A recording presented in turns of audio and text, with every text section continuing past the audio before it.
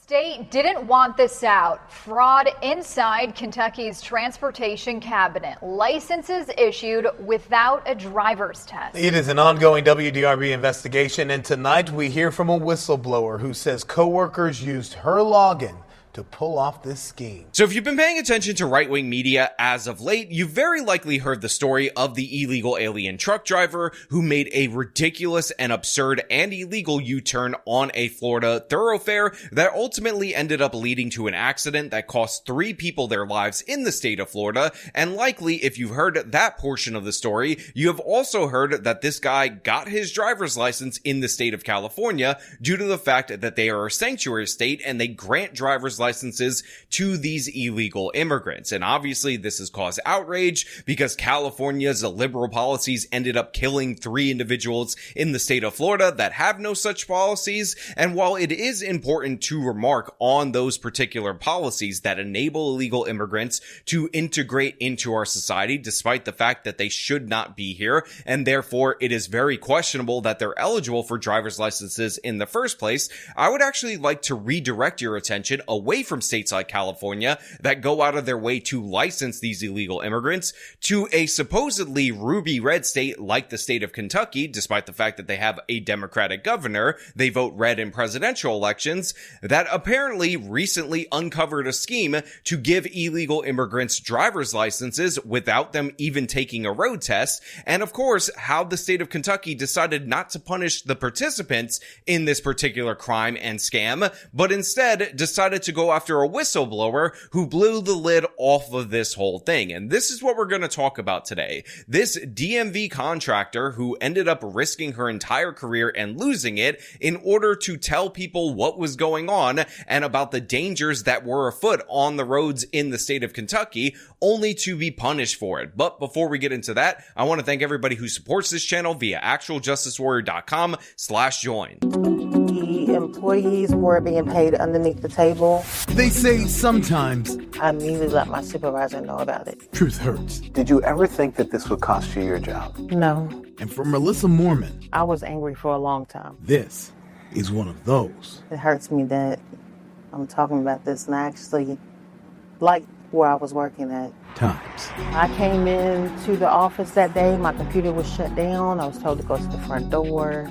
Detectives came in, they interviewed me. That was it. So I want to make a couple of comments about Melissa Mormon, who obviously is the hero of our story today because she is the one who uncovered what was going on in the state of Kentucky. And because of her discovery, we ended up in a situation where the Democratic governor had to issue an order to revoke the driver's licenses of nearly 2,000 drivers and counting due to the fact that they were illegal immigrants who didn't even take their road tests. And I also want to remark on the fact that Democrats allegedly want to defend black women. Strong black women, gotta put them first, gotta preserve their jobs. However, in an opportunity where a black woman who did the right thing, became a whistleblower, is put up against illegal immigrants, they obviously chose to side with the illegal immigrants. And that's absolutely shameful. It's disgusting. This woman should get a commendation if her story is true. And considering they revoked the licenses that were issued from this office in particular from nearly 2,000 illegal immigrants and still counting,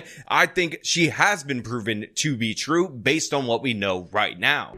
Mormon says she was fired 3 months after she sent this letter to the Kentucky Transportation Cabinet, blowing the whistle that workers at the NIA Center licensing branch were selling driver's licenses under the table to people who never took the driver's test. So the local news tells us that this woman was fired 3 months after she sent a letter to the Kentucky Transportation Department explaining to them exactly what was going on in her DMV office, which again, we ultimately end up having that confirmed via an investigation that this letter was sage, was true, and was factual. And by the way, I want to read some of this so you can understand what the allegations were, or as the super mayor would call them, allegations. False allegations and not facts. facts. Because I find it really interesting that she sends this letter and she's the one who gets fired after they do the investigation. I was approached by an outside source to go into a quote business venture that would take place at KYTC DDL office. This is the office in question.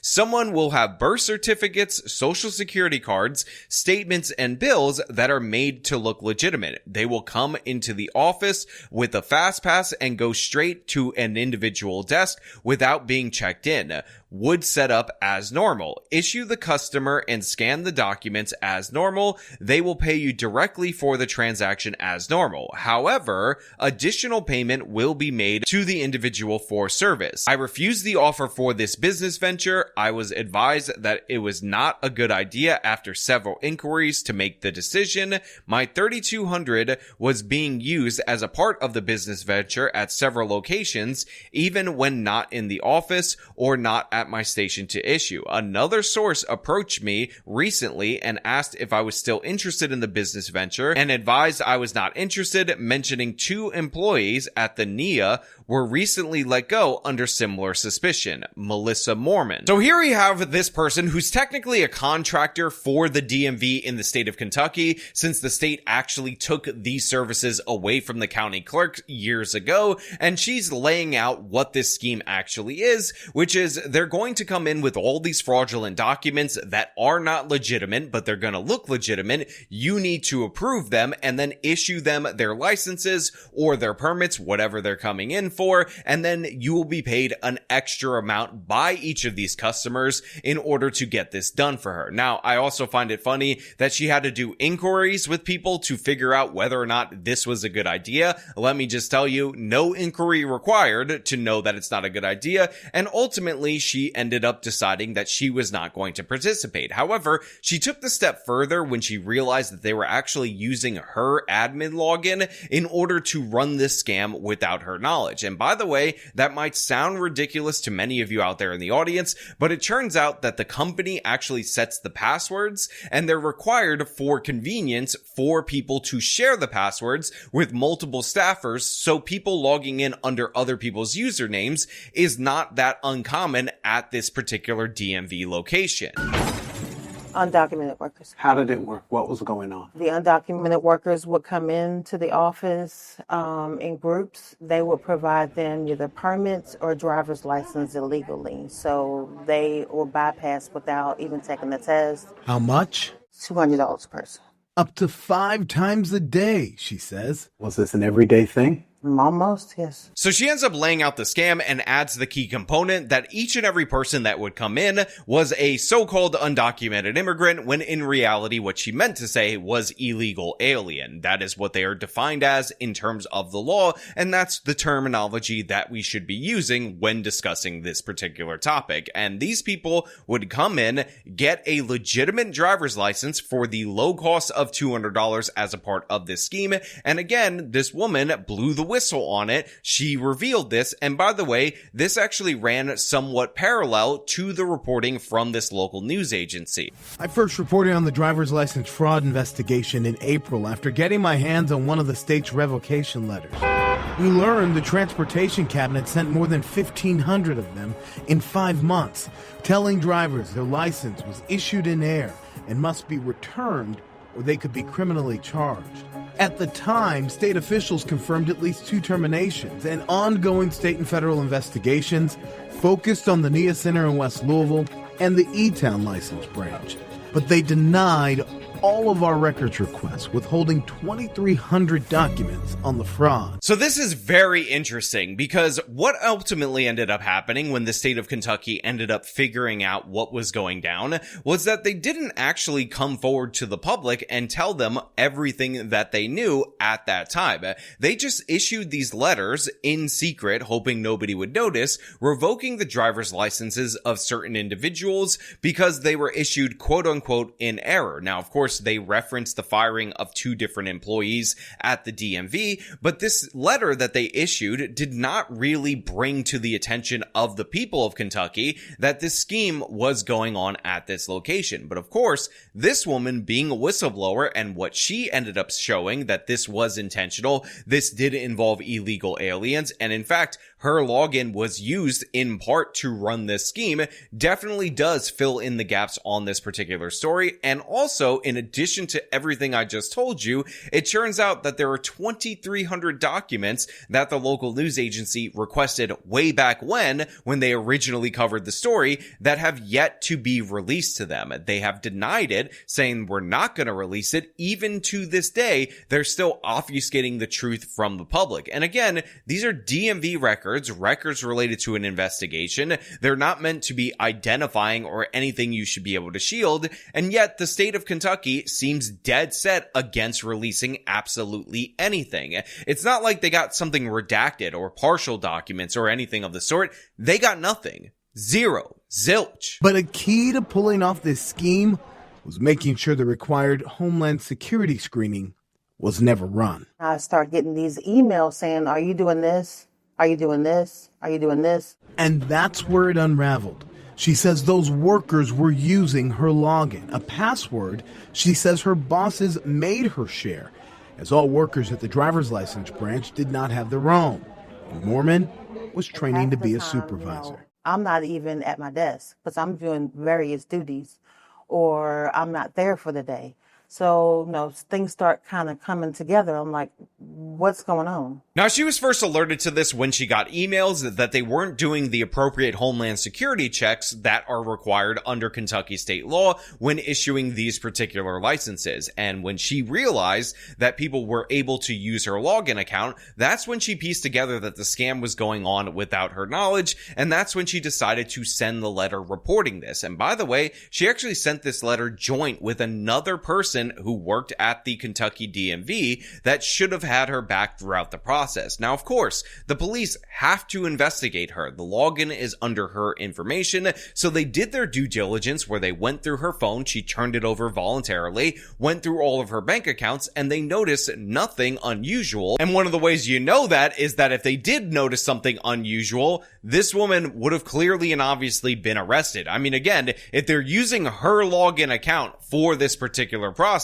and then there's money showing up in her bank accounts that can't be accounted for, this would all add up to the easiest slam dunk case humanly possible. And remember, it's not just state authorities that are supposed to be investigating this, it is also federal authorities that are looking into this scheme. Was it always undocumented workers? Yes. Now, this woman makes it clear in unambiguous terms that every single person that was involved in this particular scheme was an illegal alien. They entered the country illegally. This makes sense. The scheme was going on at the time where we had all these quote-unquote new arrivals defrauding the asylum system. So having a surge in these types of scams, when you have a surge in those types of people, the ones who cross the border illegally, just adds up. It's logical. It's sensible. And for whatever reason, and I'll link this local news segment in the description of this video, they decide to interview an illegal immigrant advocate who basically makes the case that the immigrants, they can't do absolutely anything but scam the DMV, and honestly, it's not their fault. They're innocent Baba Angel Aladdins, and I really just can't stomach that at this moment. Again,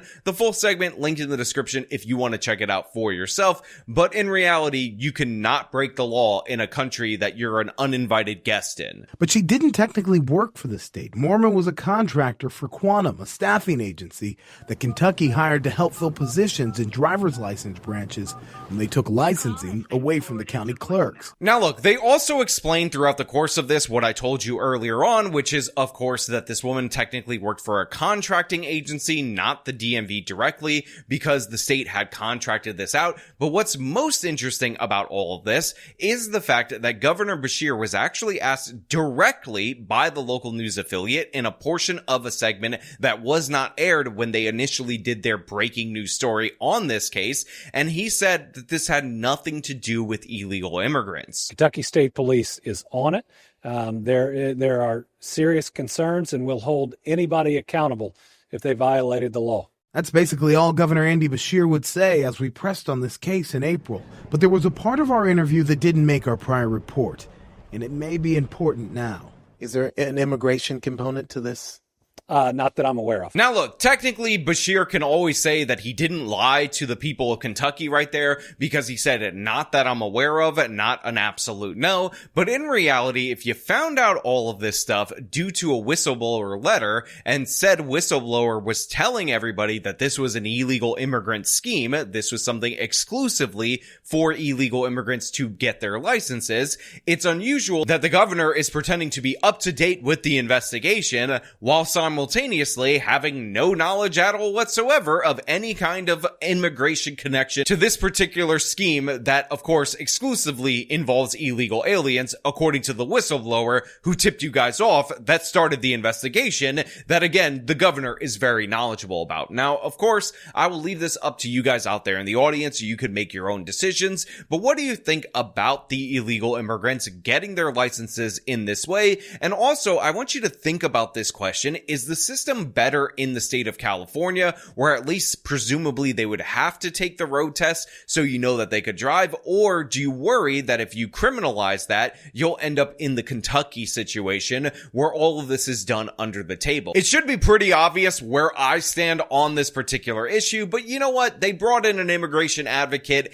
in this particular segment to make the case that the illegals have no other choice but to defraud the system in order to get licenses. So I pose the question to you guys out there in the audience. You can make your own decisions and let me know all your thoughts down in the comments below. As per usual, if you like this video, show them by leaving a like, subscribe for more content, follow me on the social medias, support me via the support links in the description of this video. This has been me talking about the madness in the state of Kentucky. Till next time.